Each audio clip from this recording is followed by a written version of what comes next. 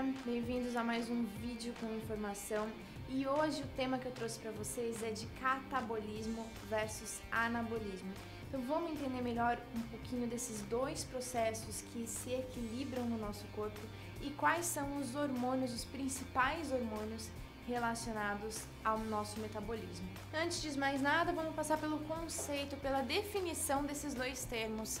Anabolismo é o nosso fazer, é aquele conjunto de processos metabólicos que resultam substâncias complexas partindo de coisas mais simples. Então, tudo que eu construo no meu corpo eu chamo de anabolismo. E catabolismo é o processo contrário, é o desfazer. Então é partir de substâncias complexas e ir para as mais simples. É a fase do metabolismo em que ocorre a degradação pelo organismo das macromoléculas com a liberação da energia. Então eu sempre vou catabolizar quando eu preciso da formação de ATP e normalmente para anabolizar eu faço o consumo das moléculas de ATP, certo? Daqui eu já tiro a minha primeira lição. A gente fala muito de anabolismo, catabolismo, falando só de massa muscular, mas tudo no meu corpo entra em processo anabólico ou catabólico. E o muscular é só um deles, que seria chamado de anabolismo proteico ou muscular e catabolismo proteico muscular. Então, dentro dessa definição, o catabolismo vai partir de carboidratos, lipídios e proteínas para a produção de gás carbônico, água e amônia com a formação de ATPs e dos meus NAD/FAD. O anabolismo é o processo reverso. Eu parto de moléculas menores, aminoácidos, monossacarídeos, ácidos graxos e nucleotídeos, e normalmente com o consumo de energia eu consigo produzir moléculas maiores de polissacarídeos, proteínas, lipídios e ácidos nucleicos. Então é aqui a minha produção hormonal, é a minha produção de fibras musculares, é a minha produção de enzimas, é a minha produção de tecidos como um todo. O primeiro hormônio anabólico que eu trouxe para conversar com vocês é a insulina.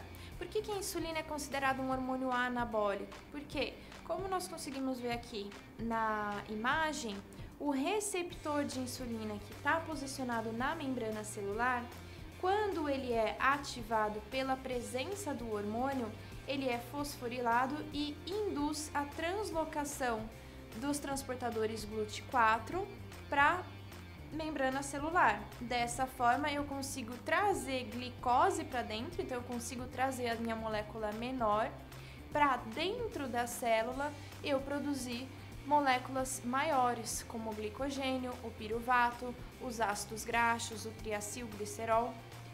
Então eu estimulo para a síntese do glicogênio e para sínteses proteicas. Além disso, a ativação do receptor da insulina também vai fosforilar vias de transcrição para genes específicos e sempre genes anabólicos.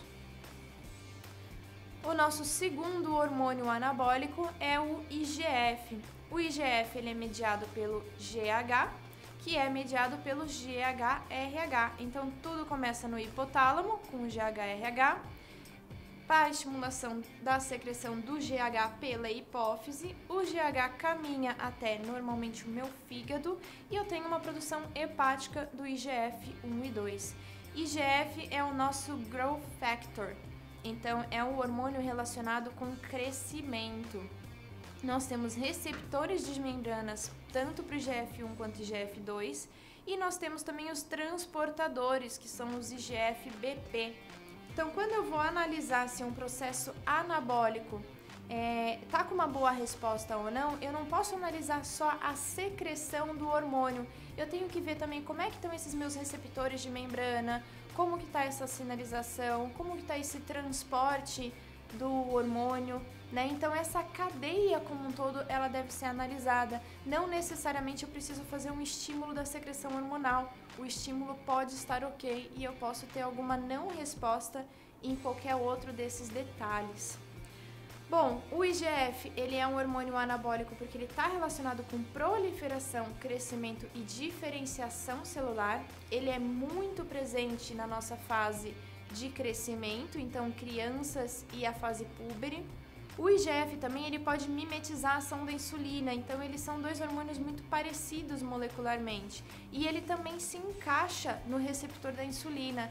Se o receptor da insulina reconhece um IGF, ele faz aquela mesma cascata de fosforilação que nós já passamos para entrada da glicose para dentro da célula.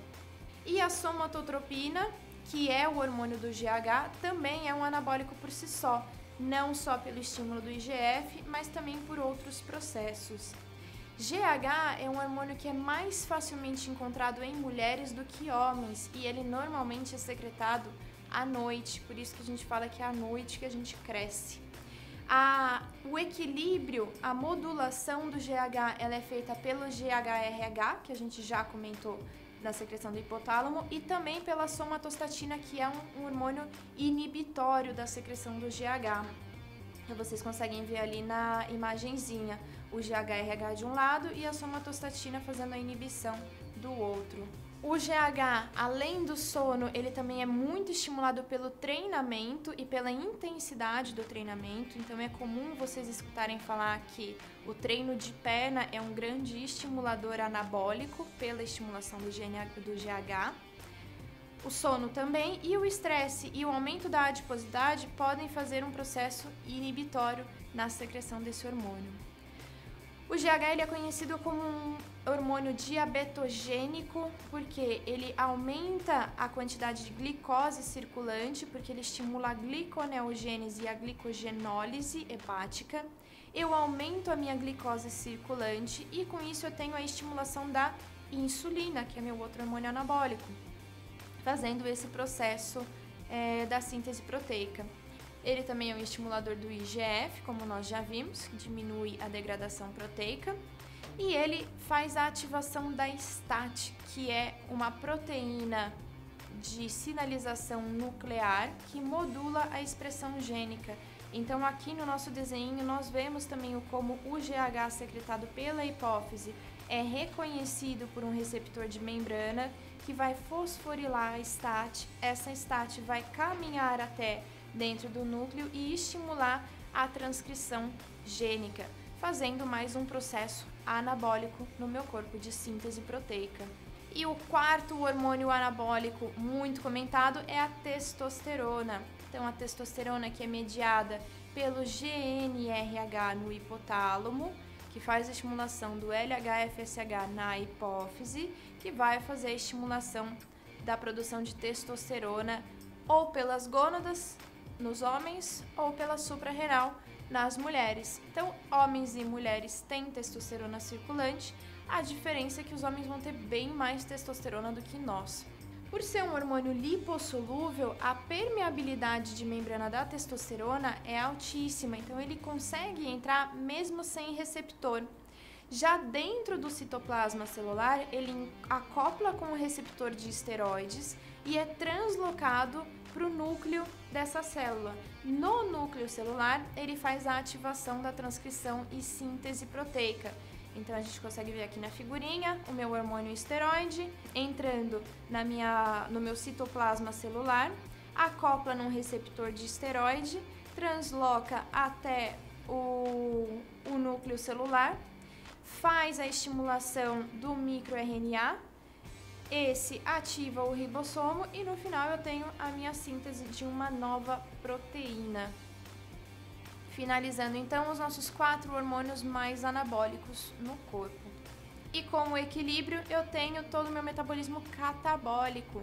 Um hormônio catabólico que eu trouxe para comentar com vocês é o cortisol. O cortisol ele faz a degradação tanto de proteínas quanto de lipídios para a formação da gliconeogênese. Então, para o aumento da glicose circulante. Para quê?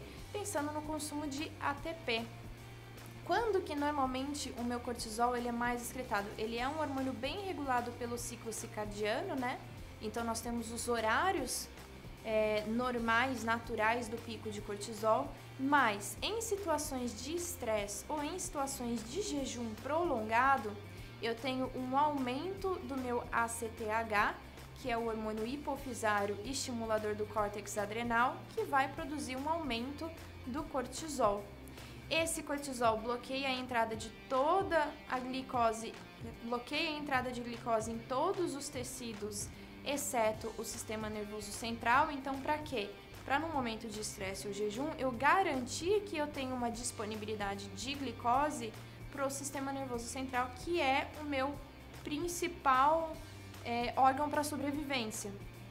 E ele diminui, atrofia, né, a entrada de todos os outros tecidos. A mobilização dos ácidos graxos livres do tecido adiposo também para a gliconeogênese, o estímulo hepático das enzimas para a síntese da glicose, gliconeogênese, e a degradação de proteínas teciduais para a gliconeogênese.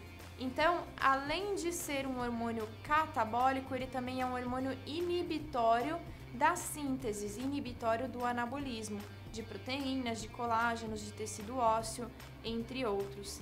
E pela degradação das proteínas para a formação da gliconeogênese, ele consequentemente aumenta a minha amônia circulante.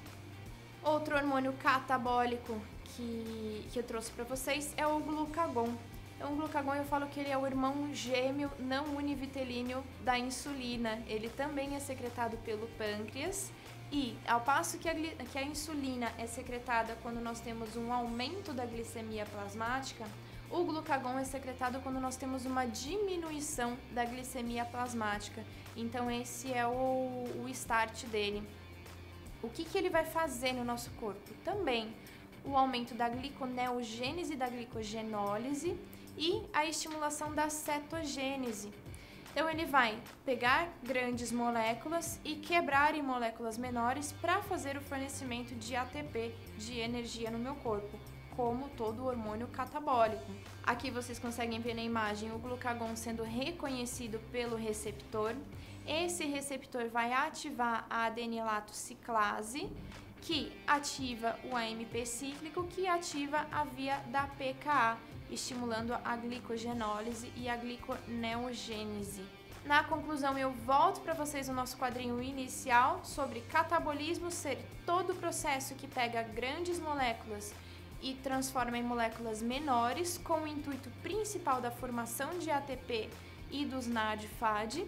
E o anabolismo é aquele processo que pega moléculas menores e com normalmente o consumo de ATP e de NAD/FAD faz a produção de moléculas maiores, faz a síntese no nosso organismo, seja muscular, seja óssea, seja a síntese de hormônios, de enzimas, qualquer síntese no nosso corpo.